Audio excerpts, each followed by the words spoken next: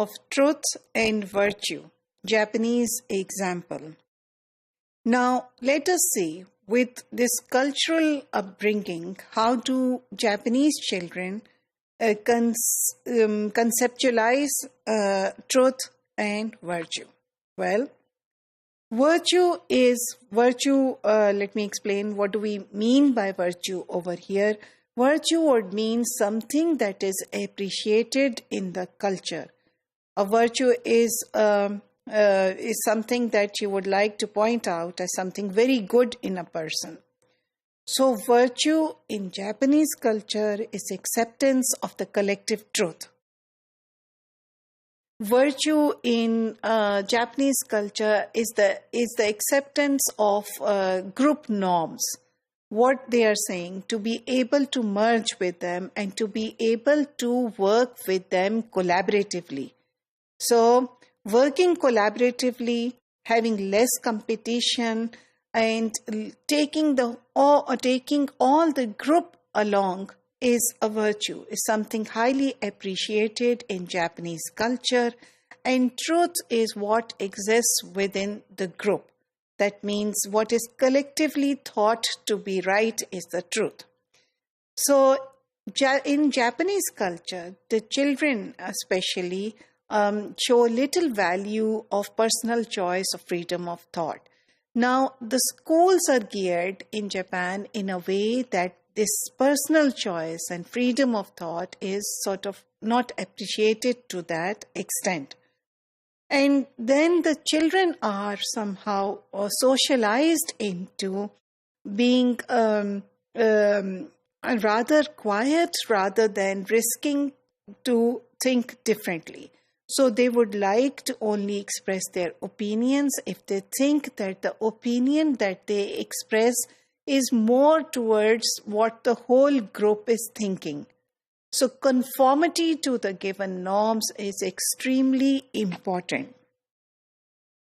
So Japanese children, when unsure, especially in second language settings, if they are unsure of how to do something, they would either remain quiet, they would refuse to do a thing, or they would just follow the crowd, what other people are doing. That means they are not questioning. They try to avoid questions as much as possible. And most of the part, even the best Japanese students in Western context might be very quiet. So that means if a student is very quiet in our classrooms, that does not mean that they are not paying attention, but it is their cultural way of showing respect to the teacher. It's their cultural way of showing respect to their peers because they are trying to receptively or quietly imbibe or appropriate their knowledge. So if they are not giving their opinions, if they are not challenging anybody, that does not mean that they agree with everything, but this means that they are holding back their opinions because for them, not offending other people and being a part of the group is extremely important.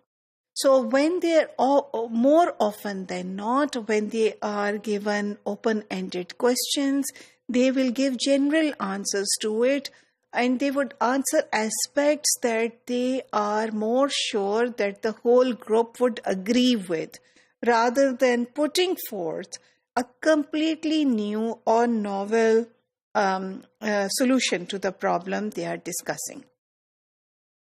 This leads to the problem if they are learning a second language in a Western context, where the teachers would believe that the student is either stupid, has no opinion, is not interested in my class, and that is why the child is not participating. And maybe the child has poor speaking competence. The child has not learned to speak well in second language, and the child is afraid of ridicule. So the child is not taking the risk of using the second language, and simply they don't know how to express themselves or to do a task. So they're more dependent on other people. So they don't take initiative. So it might be sort of like interpreted in a different way by native teachers. So what is a virtue in Japanese culture to which these students are conforming turns to be a vice, a problem, something bad in a Western culture.